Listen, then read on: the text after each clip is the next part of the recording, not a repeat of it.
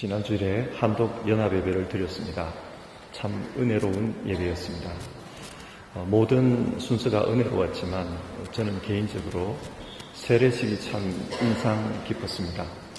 한 소녀가 세례를 받았는데 세례 받으며 우는 것을 보았습니다. 그 모습은 제게 많은 여운을 남겨서 일주일 동안 계속 세례 그리고 믿음에 대해 생각했습니다. 여러분, 세례가 무엇입니까? 세례는 예수님을 믿는 사람이 그 믿음으로 살겠다는 것을 결심할 때 행하는 예식입니다. 로마서 6장 3절과 4절의 말씀입니다. 무릇 그리스도 예수와 합하여 세례를 받은 우리는 그의 죽으심과 합하여 세례를 받은 줄을 알지 못하느냐? 그러므로 우리가 그의 죽으심과 합하여 세례를 받음으로 그와 함께 장사되었나니 이는 아버지의 영광으로 말미암아 그리스도를 죽은 자 가운데서 살리심과 같이 우리로 또한 새 생명 가운데서 행하게 하려 함이라. 이 말씀에 따르면 세례의 핵심은 예수님과 연합하여 옛사람이 죽고 새 생명으로 거듭나는 것입니다. 따라서 믿음의 표현인 세례가 이렇다면 믿음이란 죄 가운데서 살던 옛사람이 예수님과 함께 죽고 예수님과 함께 새로운 사람으로 사는 것입니다.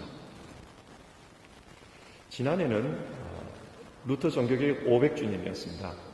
그래서 종교개혁 신앙에 대해 말씀을 많이 나눴는데 종교개혁 신앙의 핵심은 오직 의인은 믿음으로 말미암아 살리라입니다. 믿음입니다. 우리는 예수님과 함께 죽고 예수님과 함께 사는 그 믿음으로 구원을 얻었습니다. 하나님은 그 믿음으로 사는 자를 의롭다 인정하셨습니다. 그래서 올해는 작년에 이어 이젠 구원 얻은 사람답게 의롭게 살자, 거룩하게 살자, 그런 취지로 설교를 하고 있습니다. 저는 올 한 해를 시작하면서 결심한 것이 하나 있었습니다. 나부터 하나님 말씀대로 제대로 살아보자. 매주 설교한 대로 한번 살아보자. 그것이었습니다. 그래서 그렇게 살기 위해서 금식 기도도 많이 했고 나름 노력도 했습니다. 그런데 결과는 예상한 것과 많이 달랐습니다. 노력하면 할수록 거룩해질 줄 알았는데 제 안에 숨어있는 죄성이 더 적나라하게 드러나는 것을 보았습니다. 예를 들어 분노하지 말라 그렇게 설교를 하면 그 주간에 내 안에 있는 분노를 더 정확하게 볼 수 있었습니다. 그리고 그런 못난 모습을 숨기기 위해서 위선적으로 살아가는 그런 모습도 볼 수 있었습니다. 잠언 26장 11절에 이런 말씀이 나옵니다. 개가 그 토한 것을 다시 먹는 것 같이 미련한 자는 그 미련한 것을 거듭 행하느니라. 정말 제 모습이 이랬습니다. 죄를 깨닫고 내 안에 있는 위선을 보았으면 그것을 고쳐야 합니다. 그러나 여전히 고쳐지지 않고 반복하며 살고 있는 모습을 보았습니다. 그래서 이런 질문이 들었습니다. 성경은 예수님과 함께 옛사람이 십자가에 못 박혀 죽었다고 하는데 왜 여전히 나는 이렇게 사는 걸까? 나도 세례 받을 때는 정말 진지하게 믿음을 고백했고 그리고 새로운 사람이 되었다고 참 기뻐했는데 왜 아직 나는 이런 모습으로 살아가는 걸까? 그런 질문이 들었습니다. 여러분은 어떻습니까? 이 질문 가운데 하나님이 제게 주신 응답이 오늘 읽은 골로새서 3장 1절에서 4절의 말씀입니다. 그래서 이 말씀을 통해 오늘은 믿음으로 사는 게 무엇일까? 그것을 다시 한번 생각해 보기를 원합니다. 오늘 말씀을 읽다 보면 우리의 신분은 예수님을 믿음으로 죄인에서 의인으로 바뀌었지만 그러나 그 삶의 내용은 하루아침에 바뀌지 않는다는 것을 알 수 있습니다. 1절을 보십시오. 그러므로 너희가 그리스도와 함께 다시 살리심을 받았으면 그리스도와 함께 죽었습니다. 그리고 새로운 삶으로 살아났습니다. 그리고 3절, 이는 너희가 죽었고, 여기서 죽었고라는 이 말은 시제가 부정 과거형입니다. 이미 옛날에 죽었다는 겁니다. 이미 죽었고 이미 새롭게 살리심을 받았습니다. 그리스도인의 정체성은 옛사람에 대해서 죽고 이미 살리심을 받은 새로운 피조물입니다. 그런데 그런 사람에게 성경은 위의 것을 찾으라 그렇게 말씀합니다. 여기서 찾으라라는 말은 헬라어로 제테이테라는 명령 동사인데요. 얻도록 노력하라, 추구하라 그런 뜻입니다. 이 말씀이 가지고 있는 뉘앙스는 새로운 삶은 가만히 있는다고 해서 자연적으로 이루어지는 것이 아니라는 겁니다. 새로운 삶을 살기 위해서는 노력과 분투가 필요하다 그런 말씀입니다. 야곱을 예로 들어보겠습니다. 하나님은 하란 땅에서 이민 생활하던 야곱에게 약속의 땅으로 돌아가라고 말씀합니다. 새로운 삶을 살라는 뜻이죠. 그런데 야곱은 돌아가기가 두려웠습니다. 20년 전에 헤어진 형 에서의 모습이 자꾸 생각났기 때문입니다. 돌아가면 가만히 있을까? 그 형의 화가 풀렸을까? 하나님은 이런 야곱의 심리를 잘 알았습니다. 그래서 마하나임에서 하나님의 군대를 보여주십니다. 내가 이 하늘의 군대로 너를 지키니까 너는 안심하고 돌아가라. 하나님 표징을 보여주셨습니다. 야곱은 그 말씀을 믿고 돌아갑니다. 그리고 돌아오면서 먼저 종들을 보내 형 에서에게 선물을 보냅니다. 그때 종들로부터 이런 소식이 들려옵니다. 당신의 형 에서가 지금 400명의 군사를 거느리고 당신을 만나러 옵니다. 이 말을 듣자 야곱이 겁이 납니다. 아직도 형의 원한이 풀리지 않았구나. 나를 죽이러 오는 거구나. 불안했습니다. 그래서 야곱은 자신의 가족과 재물을 피신시킵니다. 근데 여러분, 야곱이 불안한 이유가 어디에 있습니까? 근본적인 원인이 어디에 있습니까? 그의 시선이 나누어졌기 때문입니다. 하나님은 하나님의 군대를 보여주셨습니다. 의심하지 말고 불안해하지 말라는 겁니다. 하나님의 군대를 믿고 너는 두려움 없이 전진하라 그렇게 말씀하셨습니다. 그러나 야곱은 에서의 군대 이야기를 듣자 곧장 두려워졌습니다. 신약 성경에서 의심이라는 말은 시선이 나누어졌다 그런 뜻입니다. 지금 야곱이 불안해하는 이유는 의심 때문입니다. 한편으로는 하나님의 군대를 보고 있고 한편으로는 에서의 군대를 보고 있는 겁니다. 한편으로는 하나님을, 한편으로는 세상을 보고 있습니다. 이게 의심입니다. 그래서 하나님은 야곱에게 씨름을 하자고 찾아오십니다. 그게 창세기 32장의 내용인데요. 여러분, 중동에서 씨름이 어떤 겁니까? 중동에서 씨름은 레슬링 비슷한 겁니다. 그래서 상대방을 주목하지 않으면 상대방에게 공격을 당할 수 있습니다. 잘 쳐다보고 있지 않으면 상대방에게 펀치를 맞을 수 있습니다. 하나님께서 야곱에게 씨름을 거신 이유는 하나님만 쳐다보라는 것입니다.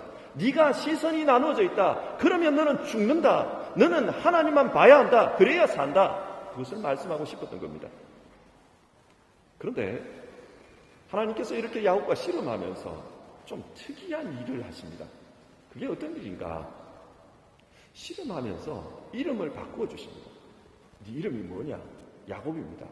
다시는 네 이름을 야곱이라고 하지 말고 이스라엘이라고 하라. 야곱, 발꿈치를 잡았다는 뜻입니다. 이 이름이 가지고 있는 의미는 어떤 어려움이 있어도 나는 남의 발꿈치를 잡고 늘어지는 한이 있더라도 내 뜻, 내 목표를 반드시 이루어야 말겠다. 그런 뜻입니다. 집념입니다. 그러면 이스라엘은 무슨 뜻입니까? 하나님께서 다스린다는 뜻입니다. 이제 가나안 땅으로 들어가야 하는데 약속의 땅에서는 자기 힘으로 사는 것이 아니라 하나님이 다스리는 삶을 살아야 된다. 하나님이 그것을 말씀해 준 겁니다. 그래서 하나님은 야곱의 환도뼈를 쳐버립니다. 환도뼈는 힘을 상징합니다. 환도뼈에 부상을 입은 야곱은 더 이상 힘을 쓸 수 없습니다. 다리를 접니다. 이제 자기 힘으로는 더 이상 살아가기가 어렵게 되었습니다. 하나님은 이것을 통해 이제부터는 내가 너를 다스린다. 그것을 공지해 준 겁니다. 하나님은 이 일을 통해 야곱의 존재를 변화시켜 주셨습니다. 야곱에서 이스라엘로 변화시켜 주셨습니다.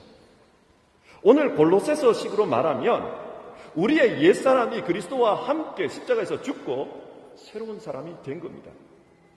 하나님이 다스리는 사람이 되었습니다.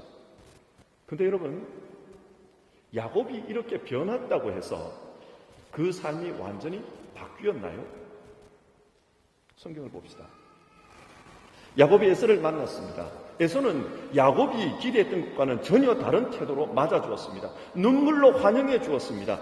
끌어안고 엉엉 울었습니다. 그리고 하는 말이, 네가 이제까지 이렇게 이민생활하면서 고생을 했는데 이제부터는 내가 책임지겠다. 가나안 땅에서는 내가 너를 지켜주겠다. 나를 따라오라. 그렇게 제안합니다. 근데 야곱은 이게 마땅치 않았습니다. 완곡하게 거절합니다. 그러면서 이런 말을 합니다. 창세기 33장 13절과 14절입니다. 야곱이 그에게 이르되 내 주도 아시거니와 자식들은 연약하고 내게 있는 양떼와 소가 새끼를 데리고 있은즉 하루만 지나치게 몰면 모든 때가 죽으리니 청하건대 내 주는 종보다 앞서가소서. 나는 앞에 가는 가축과 자식들을 걸음대로 천천히 인도하여 세일로 가서 내 주께 나아가리이다. 천천히 따라가서 에스가 있는 곳 세일로 가겠다고 합니다. 근데 여러분, 진짜 야곱이 에스를 만나러 가기를 원했습니까? 창세기 33장 17절을 보면 그 말을 한 그곳에 가축을 위한 우리간을 만들었다고 합니다. 잠시 머물다가 떠날 사람이 가축 우리를 왜 만듭니까? 또 33장 19절 세겜성 앞 장막을 친 그곳을 100크시타를 주고 샀다고 합니다. 곧 떠날 사람이 부동산을 왜 삽니까? 이것이 의미하는 것은 야곱은 장기간 이 세겜에 머물 작정이었습니다. 형 에서를 속인 겁니다. 천천히 세일로 가겠습니다. 이건 거짓말이었습니다. 과거 야곱의 별명이 뭡니까? 속이는 자입니다. 비록 야곱은 그 존재가 변화되었지만 여전히 속이는 삶을 살고 있습니다. 사람의 삶은 하루아침에 바뀌는 것이 아닙니다. 하나님의 사람이 이렇게 세상적인 방법으로 살면 그 삶이 행복하지 못합니다. 그래서 세겜에서 야곱의 딸 디나가 강간을 당하고 맙니다. 참 불행한 일이 생겼습니다. 이 소식을 들은 야곱의 아들들이 분노합니다. 그러나 세겜 사람들에게 무엇이라고 말을 합니까? 너희가 할례를 받으면 우리의 딸들이 너희의 아내가 되고 너희의 딸들이 우리의 아내가 될 것이다. 그렇게 말을 합니다. 그래서 세겜 사람들이 할례를 받도록 유도했고 이들이 할례를 받고 고통을 당하고 있을 때 칼을 들고 들어가서 그들을 공격해버립니다. 자, 보십시오. 이들의 행동이 뭘 의미합니까? 세겜을 속였습니다. 그리고 복수했습니다. 비열한 방법으로. 무슨 말입니까? 삶의 방식에 있어서는 변한 게 없다는 겁니다. 그들이 비록 야곱에서 이스라엘로 존재가 변화되었다고 하지만 삶의 방식은 똑같습니다. 속이고 복수합니다. 사람이 예수님을 믿고 그 신분이 달라졌을지라도 삶은 쉽게 변하지 않습니다. 베드로를 보십시오. 베드로가 얼마나 멋진 신앙 고백을 하며 주님의 제자가 됩니다. 주는 그리스도시요 살아계신 하나님의 아들이십니다. 주님은 그 고백을 칭찬했습니다. 베드로의 이 위대한 신앙 고백으로 말미암아 베드로는 둘도 없는, 세상에 둘도 없는 그런 주님의 제자가 되었습니다. 그런데 여러분, 그런 베드로가, 주님의 둘도 없는 제자가 된 그 베드로가 어떻게 살아갑니까? 예수님을 3번이나 부인합니다. 그는 예수님을 위해서 어부라는 직업도 버렸고 가족도 버렸지만 극단적인 상황에 부딪히자 예수님을 부인합니다. 사람이 이렇습니다. 그 습관은 잘 바뀌지가 않습니다. 본성은 잘 안 바뀝니다. 우리도 마찬가지입니다. 예수님을 믿고 새로운 사람이 되어도 우리 삶 속에는 여전히 변하지 않은 옛 모습이 있습니다. 그렇기 때문에 하나님께서 우리에게 요구합니다. 위의 것을 찾으라. 앞에서도 말씀드렸지만 찾으라 이 말은 노력하라는 말입니다. 위의 것을 위하여서 노력하라. 그것을 추구하라. 우리에게 요구합니다. 그러면 위의 것을 찾기 위해 노력한다는 것이 어떤 겁니까? 두 가지입니다. 골로새서 3장은 두 가지를 말합니다. 먼저는 버리라는 겁니다. 죽으라는 겁니다. 골로새서 3장 5절입니다. 그러므로 땅에 있는 지체를 죽이라. 땅에 있는 지체는 위의 것에 반대되는 말입니다. 위의 것이란 하나님 나라의 삶입니다. 하나님 나라의 삶을 살기 위해서는 땅의 지체, 즉 옛사람, 옛삶의 방식을 죽이라, 버리라. 우리에게 그렇게 말씀합니다. 그러면 구체적으로 땅에 있는 지체가 무엇인가? 3장 5절은 계속해서 이렇게 말합니다. 곧 음란과 부정과 사욕과 악한 정욕과 탐심이니 탐심은 우상 숭배니라. 음란과 부정과 사욕, 이것은 성적인 범죄를 의미합니다. 그리고 악한 정욕은 욕망을 가리키고 탐심은 뭔가에 대한 막연한 욕심을 의미합니다.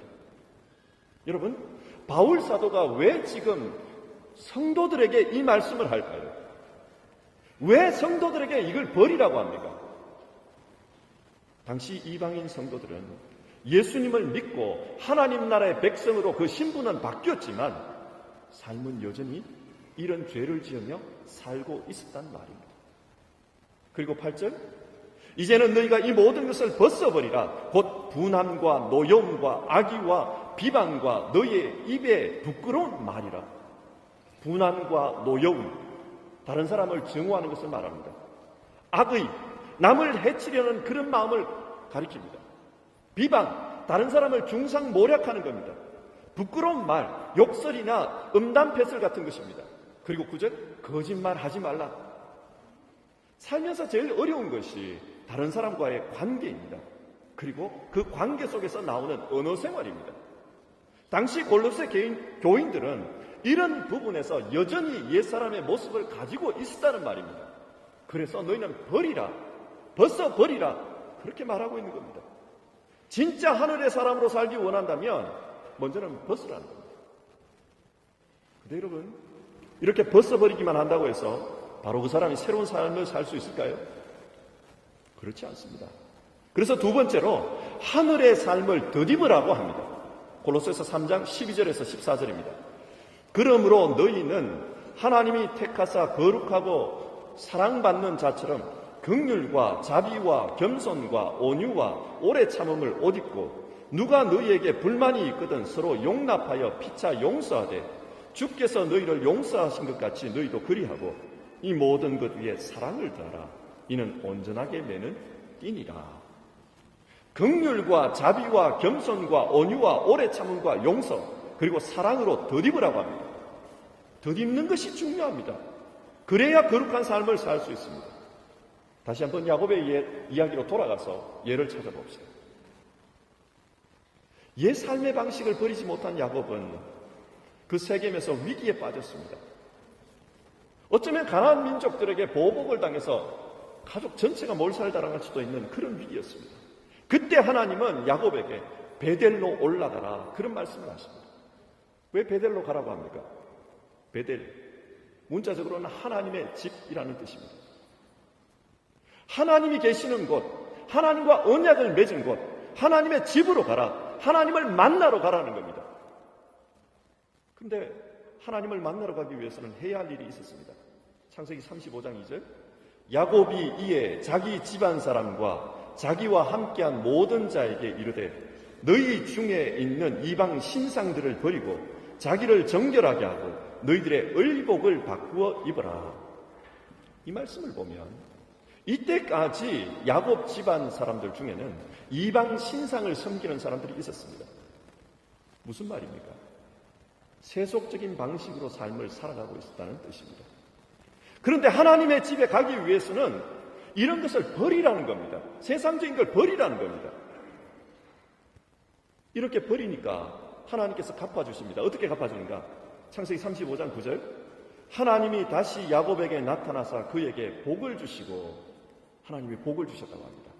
그런데 여기서 그 복의 내용에 주목해 볼 필요가 있습니다. 35장 10절, 하나님이 그에게 이르시되 내 이름이 야곱이지만은 내 이름을 다시는 야곱이라고 부르지 않겠고 이스라엘이 내 이름이 되리라 하시고, 하나님께서 지금 새 이름으로 덧입혀 주십니다.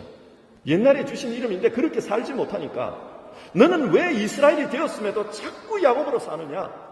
이제는 진짜 이스라엘로 살라. 새 이름으로 덧입혀 주십니다. 그리고 35장 11절과 12절을 보면 하나님께서 아브라함과 이삭에게 했던 그 약속을 야곱에게도 그대로 해줍니다. 무슨 말입니까? 아브라함에게 주셨던 그 사명이 야곱의 사명이 되었다는 말입니다. 야곱의 인생은 이제 새로운 사명으로 덧입은 것입니다. 이처럼 하나님은 야곱에게 옛사람을 벗으라, 그리고 새 사람을 입으라, 새로운 존재로 덧입혀 주시고 새로운 사명으로 덧입혀 주십니다. 그걸 요구하십니다. 벗고 입는 것. 근데 이 과정이 쉽지 않습니다. 그리스도인들은 옛삶을 벗고 새로운 삶을 덧입기 원하지만 근데 그게 실제로는 잘 안 됩니다. 때로는 실패하고 또 넘어집니다. 그래서 하나님이 도와주십니다. 골로새서 3장 9절과 10절 말씀입니다. 옛사람과 그 행위를 벗어버리고 새 사람을 입었으니 이는 자기를 창조하신 이의 형상을 따라 지식에까지 새롭게 하심을 입은 자니라. 여기서 새롭게 하심을 입은 자라는 말에 주목해 봅시다. 헬라어로 보면 이 말은 현재 수동 분사입니다. 계속해서 새로워지고 있다는 뜻입니다. 근데 누구에 의해서 새로워지고 있는 겁니까? 주체가 안 나와요.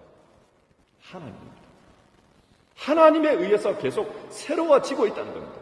무슨 말입니까? 하나님이 도와주고 계신다는 뜻입니다. 야곱을 보십시오. 야곱이 이스라엘로 변화되었지만 옛삶을 버리지 못합니다. 그러자 하나님께서 개입하십니다. 그리고 도와주십니다. 옛삶을 떠날 수밖에 없도록 그렇게 만드십니다. 지금까지 야곱은 세상 방식으로 살아왔습니다. 야곱이 이민 가서 살 때, 세상 방식으로 살다가 어려움 당할 때 제일 많이 생각났던 사람이 누구겠습니까? 아마 그의 어머니였을 겁니다. 그 어머니가 야곱에게 무슨 말을 했습니까? 너희 아버지에게 가서 아버지를 속이고 축복을 받으라. 네가 받을 저주는 내가 다 받을 테니까 너는 내가 시키는 대로 하고 축복을 받으라. 어머니는 그렇게 말했습니다.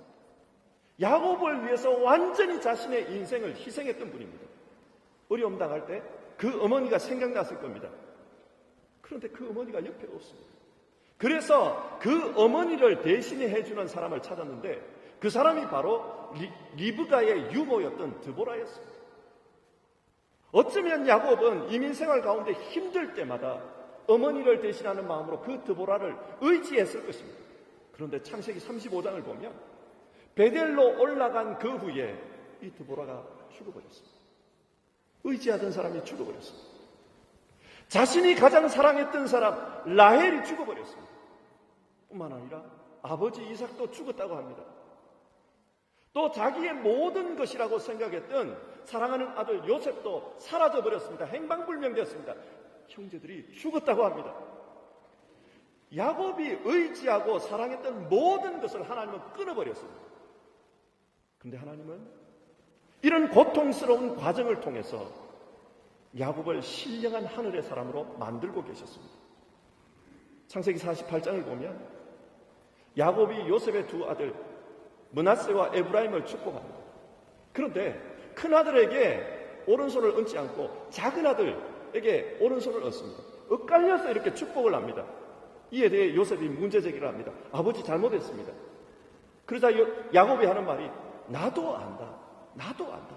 그런데 큰 자가 작은 자를 섬길 것이다. 이 말을 하고는 손을 엇갈려 축복했다고 합니다. 무슨 말입니까? 그는 미래를 보고 있었습니다. 눈은 어둡지만 그러나 그 아이들의 미래를 보고 있었던 겁니다. 그뿐이 아닙니다. 창세기 49장을 보면 12아들을 축복하는 내용이 나오는데 그는 아들들의 미래를 예언하고 있습니다. 하나님께서 세상의 것을 떠나게 하시면서 동시에 하늘의 것으로 그를 입혀주셨던 겁니다. 그래서 그는 하늘의 신령한 사람이 되어서 선지자처럼 미래를 예언하고 있습니다. 우리 역시 마찬가지입니다. 우리가 위의 것을 찾으며 살면 성령께서 함께 하시면서 우리를 만들어 가십니다. 때로는 위의 것을 찾으면서 실패할 것입니다. 넘어지기도 할 것입니다. 그래도 하나님께서 개입하는 그 인생은 하나님께서 하늘에 신령한 것으로 더딥혀 가시는 줄 믿기 바랍니다. 하나님께서 우리를 더딥혀 주십니다.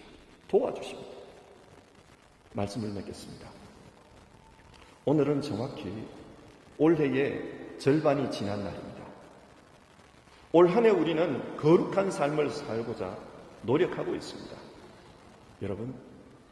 여러분의 신앙생활은 어떻습니까? 거룩합니까? 여러분의 삶은 정말 예수님을 닮았습니까? 혹시 나는 왜 이럴까? 그리스도와 함께 십자가에 못 박혀 죽었다는데 나는 왜 이럴까? 그런 질문이 드십니까? 그렇다면 오늘 성경 말씀에 귀 기울입시다. 위의 것을 찾으라. 하늘에 신령한 것을 찾으며 수고하라고 합니다. 노력하라고 합니다. 옛 삶에 대해서는 죽고 하늘의 삶으로 덧입으라고, 그러기 위해서 노력하라고 우리에게 말씀합니다. 땅의 것을 생각하지 맙시다.